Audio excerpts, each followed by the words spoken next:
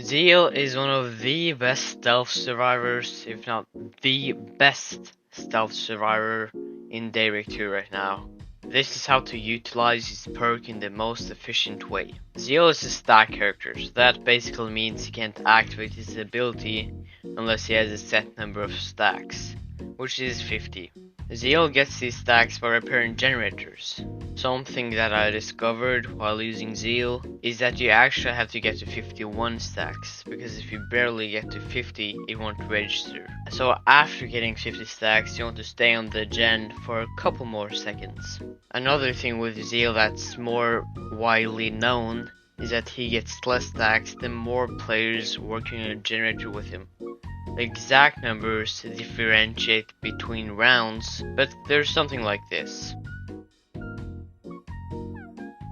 You can see how much it matters to be alone on a generator. It's alright to be 2 on a generator, but when you're 3 on a generator, you spend nearly a second more than when you're 2. Pop quiz. Out of these 3 locations, which one would be the best one to turn invisible in?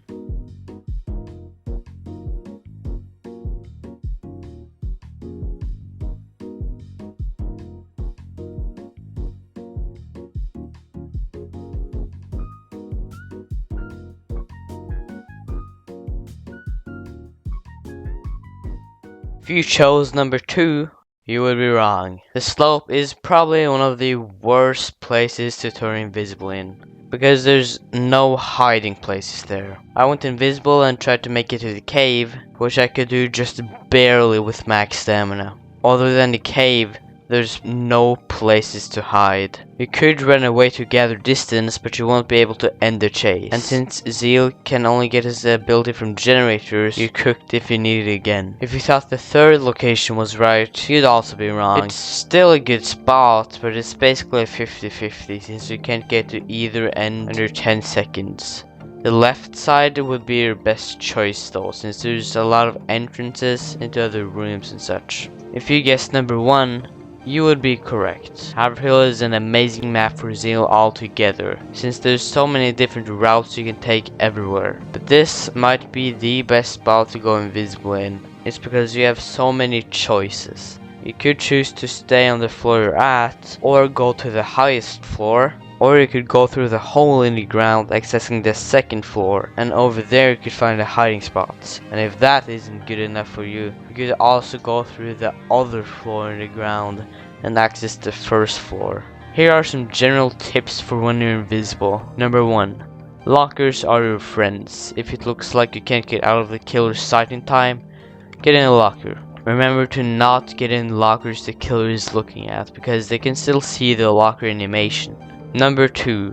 Spend the first few seconds observing where the killer is headed towards. Sometimes they may do some very bold moves, like for example vaulting down somewhere they can't get up again. Most killers will usually give up chase after you've went invisible though. Number 3. Killers like Star Eater, Idol and Warden can still see you even if you're invisible under certain circumstances. So if you've either recently activated a star with Star Eater, gotten targeted with Idol's hearts, or recently gotten detected by Warden, going invisible doesn't really matter.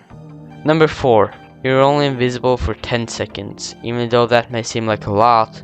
With someone like Zeal you can't get very far. So it's best to settle somewhere to hide or get in a locker. Number 5. You can still be hit while invisible, so even if you're not able to be seen, you still have to be wary of the killer. Zeal's ability can be used for more than just hiding or escaping the killer. Since he's able to repair generators and revive while being invisible, his ability can be used for some pretty insane moments like this.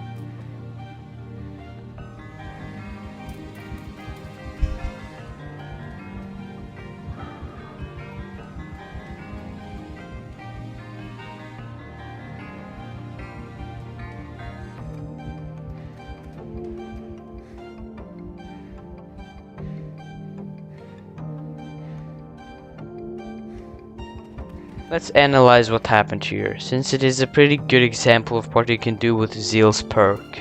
So first, I saw this down the end, so I walked towards them. Not much later, I noticed that the killer was still there. So I tried hiding behind the tents, but they noticed me. So I went invisible, and right after going invisible, I ran to the inn, and immediately started healing them.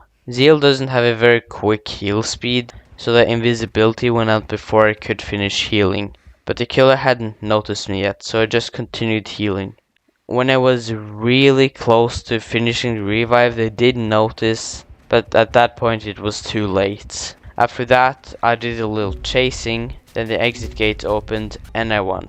Since I don't have cool, cracked moments for everything you can use Joel's ability for, I have a list of things you can do instead. You can revive if a killer is camping or proxy camping. Something to take note of is that you actually can't activate your ability while reviving.